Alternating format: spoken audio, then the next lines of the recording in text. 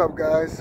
If you don't know me, just to do a recap, I kind of document the life of my Subaru. This is my Subaru right here.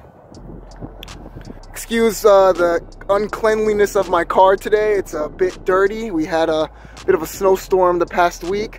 They threw down a bunch of salt, so I didn't get the chance to wash it. But hey, it's a Subaru. I can get away with it at that point. It looks like I just rallied a little bit in some snow or dirt.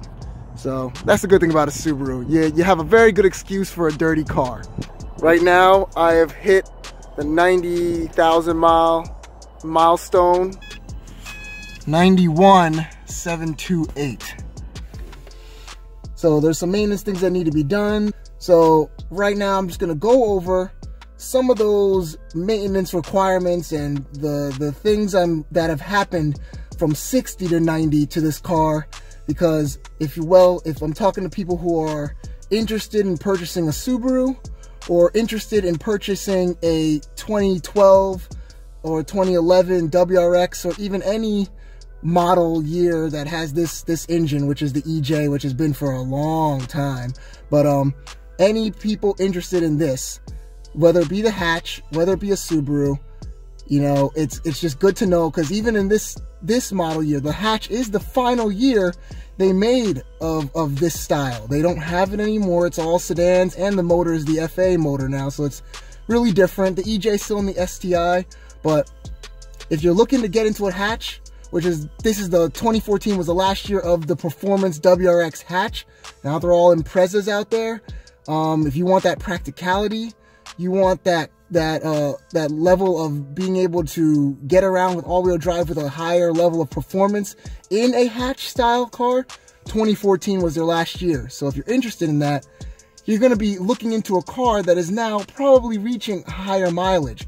Might have been beat up on real good by former owners that are tuners, because, you know, Subaru people, we love to tune our cars and do crazy stuff to them. So you just need to be aware of these things before you jump in. Right now I'm at 90K. I'm gonna talk to you about the issues that have occurred up to now. So let's get started. Okay guys, so it's at this point, within 60 to 90, I actually was surprised by something that I've never experienced with hatches. You know, I snowboard and stuff, so we put our boards inside the car. I don't have a roof rack up here. I should probably invest in one. It looks really cool on the car. But one thing that I didn't realize is how practical this is. We've been doing a lot of moving and things like that, and the fact that these seats in the back here fold completely flat down. The amount of things I fit in here have blown my mind, and I'll tell you that they've blown my fiance's mind too. To the point where she's kind of like, yep, I think we're going to be like Subaru for life. Might come, plus the all-wheel drive, you get the security of driving in snow, you feel safe, you get practicality on top of that. I fit 2 armchairs in the back of this car, and I was blown away that both of them fit in here. She was completely, you know, I guess you want to say flabbergasted at the fact that I was able to get that in here, plus an area rug that was 5x7. All in the back of this hatch. So it's mind-blowing how practical it is. And then the fact that you can get a rack on top and do more stuff with it, and you get that, again, all-wheel drive, that safety that Subaru is known for. Just, you can't beat that. So, I mean, I have to say that now I'll show some pictures of it done, because I had to take some pictures just to show you like what you can do in this thing. It's pretty amazing. So you can see, I've got my normal carrying case of all my stuff. I've got one full chair here, and behind it, the second chair. 2 chairs, both armchairs fitting in the car, back to back, because of kind of pushed out window a little bit. It allows this to close, even though you can see there's a little bit of overhang, but it actually just closes perfectly shut over it. Looks really good. Blew my mind that we were able to get one full chair and a second full chair in here and keep all my tools and car materials on the other side, with us both still sitting in the front seat perfectly fine. Definitely way more practical than we could have ever imagined. You know, like, what's amazing about it is most people see this as a very small hatch. You know, when you're face to face with this vehicle, it doesn't seem large. It doesn't even seem like it has much space inside. More space than a sedan because of the little extra trunk, but nowhere near. But it's how it uses that space. It's visually, it does look small compared to, say, like this SUV down here on the side. You know, looks like a Lincoln, normal size, but because it's an SUV and it sits high, it looks bigger. This sits lower, and because it sits lower, it looks, you know, way sportier, and it looks like it doesn't have as much space as that car. But oh man, I mean, of course that car's still bigger, but it still holds a lot. All right, good job, Subaru, on utilizing that space in the car. That's one thing I want to make you aware of from the ownership of this car. If you're looking for specifically a hatch, it just comes with a lot of positives. Sedan, again, is very similar, but with the trunk, you're not going to get that same space, that open space. When I open this hatch, it's a large amount of open space if I put those seats down here. You know, if I drop those two seats, it can hold a lot of stuff. Okay, so during the 30,000 mile point, I also had an issue with some rust. It was right here. It's tough to see because it was dirty, but I took some footage before of what happened. Also, another thing that has kind of made me want to stick with Subaru for life, that the fact that the dealership honored their warranty and honored everything about it, everything that I had said to them, and listened to me and completed this task of fixing this issue. It just made me feel so much more comfortable with them. I was blown away by the level of professionalism and the fact that I didn't feel stressed throughout the process. They really got it done. My car was inching on the edge of being past that warranty, and any dealership could have been like, sorry, nope, can't do it, and they did it. So it really made me feel at ease, and I'm extremely happy that they did that for me. So this is one of the common things that starts to happen on my year WRX, on the B pillar here. You start to get this little rust that happens under the blackout tape. And the really only way to fix this is by removing the blackout tape and the trim around the window to get to it. I already ordered a second piece of it. It's very cheap, it's only about 20 bucks. Hoping to sand that down a little bit, because with my G35 I had rust on the quarter panel back there, and if you don't handle it quickly, you know, and fast, it can always just become the worst thing to deal with. I mean, it's the cancer for cars. So I can see rust is under there. It's actually coming through on the other side of the door a little bit, very lightly. I'll show you right now. You can see it right around there. Some bubbles right here. Yeah, there, you can see it's trying to focus. You've got a little bit, so it's actually coming through the door on this side. So it's not a good thing to be dealing with right now. To be honest, probably gonna have to end up taking it in. You know, Subaru is supposed to fix these things for you, because their warranty says 5 years. I'm right on that point right now. I've heard most stories of them just denying this stuff, but this is definitely bubbling up, and I gotta sand it down and spray some kind of rust protector or some kind of paint kind of product on it that will hopefully not eliminate but slow down this process. I mean, unless I actually cut this out, nothing's gonna eliminate this. It's gonna keep rusting, but maybe I can slow it down. That's all I want to do. Okay, I'm gonna be pulling up the Subaru now. They loaned me this nice Impreza here for the few days that they've had my car. I dropped it off the other day just so I can get that rusting checked, praying that the rust perforation warranty will take care of it. Here we are pulling up to it now, so we can see hopefully they will have taken care of everything. So I'm gonna pull in here and hopefully the car looks good. Let's see. Well, they did a fantastic job here. You don't see anything at all. You can see they did some work, but it is clean. Oh, it is so clean. I could not be any happier. And the car looks good. Props to Subaru. Cleaned up my thing. Rust perforation warranty works. So if your car is 5 years and younger, so right now it's 2017, this is a 2012, I was right on that cusp.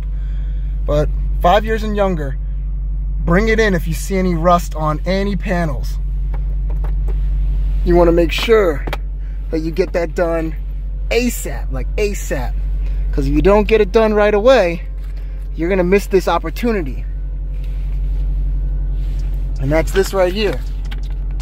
You do not want to miss this opportunity. Rust perforation cover for all models is 5 years, regardless of mileage. Regardless of mileage, which is great because I'm at like about 90,000 almost coming here. Subject to the exclusions listed in the warranty, defective original body sheet metal panels that are rusted completely through from the inside out, perforated by corrosion, will be repaired or, at the option of Subaru America, your authorized Subaru dealer, replaced without charge to you for labor and materials. I did not pay a dime today. No, nothing. The following items are not covered. Rusting of the outside of the underbody. Yep, okay, so underbody of the car you cannot do. Or any other part of the vehicle except body panels. So this was a body panel, and these ones are known to rust on the B pillars. So here and passenger side there. I've seen pictures, people talk about it, they rust there, it does happen. So if you do have a car that's 5 years and younger, go there and get it fixed. It's so self-explanatory that they cannot fight with you really. Rusting of the outside, so I said that, of any other except vehicle body panels. Rusting resulting from alteration of body panels. So if you've been in an accident, yeah, they're not gonna replace it if they find out you've been in an accident. Rust as a result of damage to paint caused by normal rock hazards. Yep, normal debris. This is on the side of a door that I got it. Yeah, that's not from a rock. Can't be from a rock. Body panel rust caused by abuse, lack of maintenance, or damage to the vehicle. Again, I had no damage, it's on my door. Rust caused by sand, mud, salt, submergence, flood damage, things like that. But industrial fallout, chemical fallout, tree, sap. Yeah, nothing touched my door. It just started rusting from behind the body, the blackout tape. So water got trapped in the door sill, probably in this vicinity here. It gets trapped in here somewhere. I don't know how much they fixed this thing. I can't really tell, but water does get trapped. I can still see some bumps of rust here. So whatever they didn't correct what water gets trapped in here. But so that rust will come back, I'm sure. I'm sure it'll be back, but at least for now, it's gone and it looks pretty. So replacement body sheet metal panels, so as long as nothing was replaced, and other items listed under what is not covered. Okay, so rust period applies to the perforation due to corrosion only. Perforation is a rust through condition, such as an actual hole or sheet metal panel. Cosmetic or surface corrosion, I probably had surface corrosion, such as that's caused by stone chips or scratches in the paint. That's not covered. Mine was not scratches. You can't get scratched under the body tape, under the blackout tape. So, to be honest, guys, get that joint checked out. They'll fix it, and they should fix it. As long as you walk in there with this warranty, you should be good. So you should be good. Get that checked out. You don't want it to develop into something way worse, because if I kept this alone, which it still will come back, rust is a really difficult thing to get rid of, but you don't want rust to develop into way worse. I've dealt with it in my life, and it sucks. Of course, this also doesn't eliminate the main issue at hand, where water fills into this area, probably through the lining up here.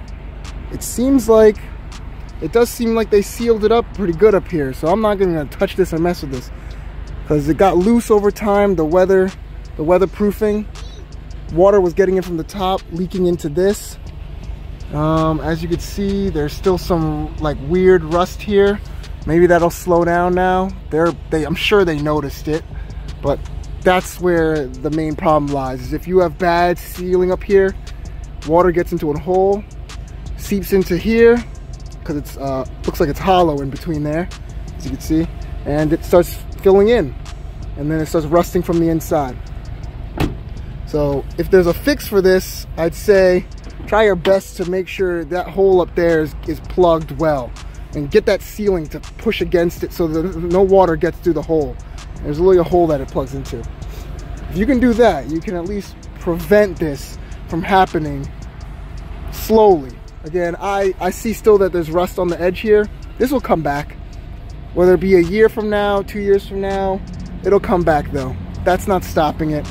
Rust is a cancer to cars and will continue to rear its head up from the depths of hell and destroy whatever metal you've got, whatever beautiful metal you got in this car, and it'll start probably showing its head right here on the outside of this again. But for now, at least it's out of sight, out of mind. I'm not really thinking about it because it was constantly a bubble here before.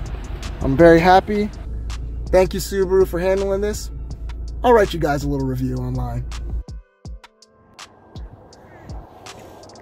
So, engine is running good. At about every 30,000 miles, they say to add some coolant conditioner. I'll show you a little bottle of that up in the corner here. But yeah, you want to drain a little bit out of here. I think it's 4 ounces you want to take out. So I drained that out, and then you shake up this bottle real good and pour it in here. Apparently, when I went to the dealership and I asked for it, they love to call it head gasket protection in a bottle.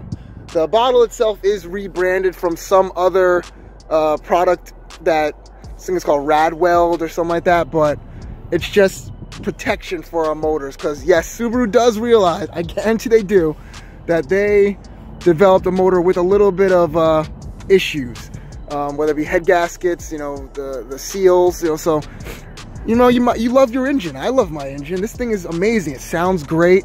I want to protect it, so I'm gonna do what they say, and I'm gonna put the coolant conditioner in here every 30,000 miles after I've drained my coolant. And I did that once I hit 90 as well. I did a few drainage of things at 90,000 miles. I drained my coolant. I'll show you some footage, but I did my transmission oil and my differential oil in the back. So hit that 90,000 mile mark.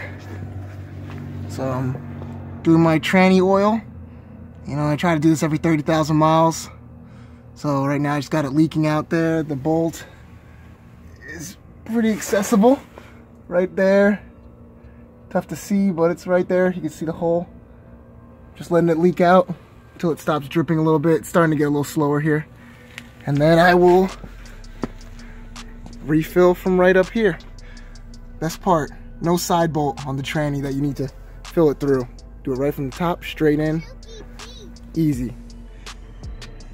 If you can find yourself a funnel like this, not long, but longer could help, but you don't want it to get too wide. But you can actually fit it in here around the turbo, and it's inside right now. I can feel it's in that hole. I stretched it a little bit because it can kind of flex, but it's in the fill hole in the transmission. So all I gotta do is slowly put in the quarts of oil in that.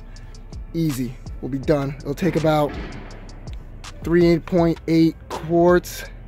I'll test it around 3.8 because it can't. Actually, I'll probably look at what I'll do is I'll check it around 3.25, see where it's at, and fill scarcely beyond that point because the transmission can only hold 3.8 anyway. So just get it as close as you can get it. So here's the good stuff. Just got it from the dealership. It's really all I want to trust putting in the transmission. So it's really what I just go by. Can't go wrong with what they say to put in it. So here we go. Time to fill. Got the drain bolt off. And down there, kind of spraying everywhere. The wind is kind of blowing it a little bit, but no, not bad. I'm gonna let that leak for a bit. Then I'll take the filler bolt off, plug that back up, fill through that one, maybe a little less than a quart should take, and then it'll start kind of running out of the top while you have it, while you're pumping it in. I'm probably gonna suction it in. From this angle, there's really not much you can do other than like kind of pumping it in. You can't pour, can't do anything. So you're gonna need like a kind of a suction device, and you could squirt it in. So yeah, we'll see what happens. This motherfucker scared the shit out of me. Oh my god, it's a motherfucking demon. Oh my god. Oh my god. It's a fucking demon. Came up right behind the darkness in that wheel. Good lord. I'm hyperventilating. That was over the top. It was just staring me right in the face. Oh my lord. Whew. Fucking praying mantis. Oh my god. I tell you one thing, doing your transmission oil and diff oil is one of the best, like, easy fixes you can do every, like, preventative maintenance and just regular maintenance itself. It changes the way your car shifts. It's like, it's crazy how much this car needs some new oil every 30,000 miles. You really feel a difference. I switched it and it's way more buttery going into each gear. It just feels so much more lively and just smooth. So if you can do that every like 30K, just do it for your car. It's amazing and it's not difficult. Another thing, I ended up having to get new tires. I bought 4 tires. They're not the greatest tires, but I really got a good deal on them, and tires are expensive, so I mean, it's not winter tires, but you know, all season. A little bit more wet performance and dry driving, so when I have snow, you know, I can definitely still handle and control the car, because you know, that's what I'm used to. I can just take it slow, I'm very patient. But it's not winter tires, so but they really get the job done, and I needed tires. They're just Hankook Ventus S1 Nobles, but one thing I really like about them is they're a bit fatter, and I like the fact that they sit a little bit over the wall of, you know, most tires will kind of, you know, come in. These kind of stick out a little bit. I feel like the look of them being fatter really, you know, complements a rally style of the car, because you don't want these, you know, the WRX is a performance car, but I see a lot of people want very low profile tires, you know, things like that. Yeah, it looks great, I'm not gonna lie, it looks great, but I just feel like this connects more to the rally history of it. Just getting a fatter tire. They're the same you know, 235, 45, 17 here. It's just that the style of the tire is a little bit of a fatter tire, so I didn't realize it was going to be like that, but hey, I actually enjoy how fat they are. And of course the spacers make them look good too, because they're not really sucked into the wheel well, so you know, you can't complain with that. I love the way the spacers make them pop out right there. You know, you can see it sticking out a little bit, and even in the back it's flush with the fender and it sticks out, and I have no issues with the spacers at all. They're still running really well. I just rather be higher and flush than lower and sucked in. So it just, yeah, when the wheels are sucked in on the car, all I see is like, oh, either get spacers or a wider wheel. Just do it.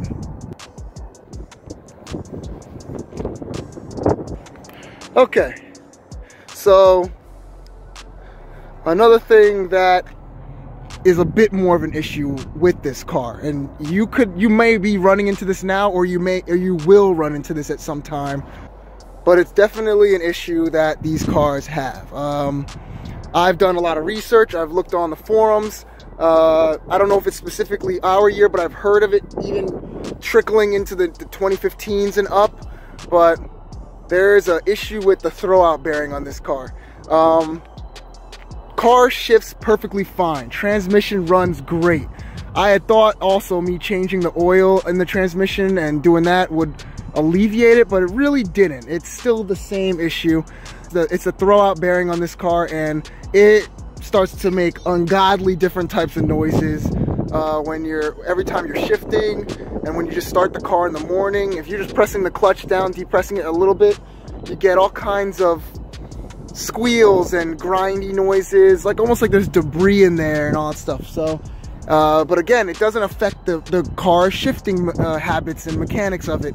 It runs perfectly fine. It just makes an extremely annoying sound when I start in the morning, and I have some clips of it when it's a cold start, and it goes away as the car warms up, almost completely goes away. You know, you don't really hear it anymore, but you still get that it's a light, like hazy, like mechanical grindy sound. So, and it's happening from the transmission. It's completely dependent on the clutch habits. So you pressing and depressing is what causes it to come back.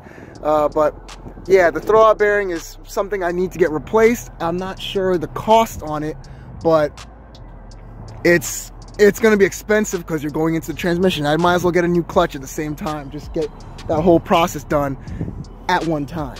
But it's a little bit of an annoyance. A lot of people do have that issue, and they have said that they fixed it at Subaru, and it almost comes back after 5,000-10,000 miles. I think it's something going on with a weak throwout bearing.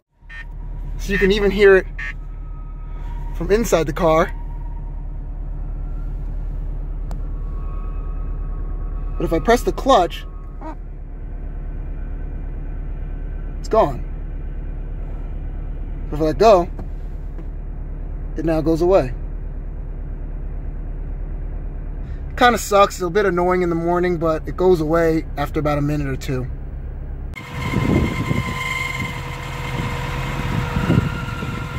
So it makes these slight squealing sounds, like it's really screechy. Definitely thinking that's the throwout bearing, but it always goes away once I start driving and once the engine warms up. But man, is it extremely annoying.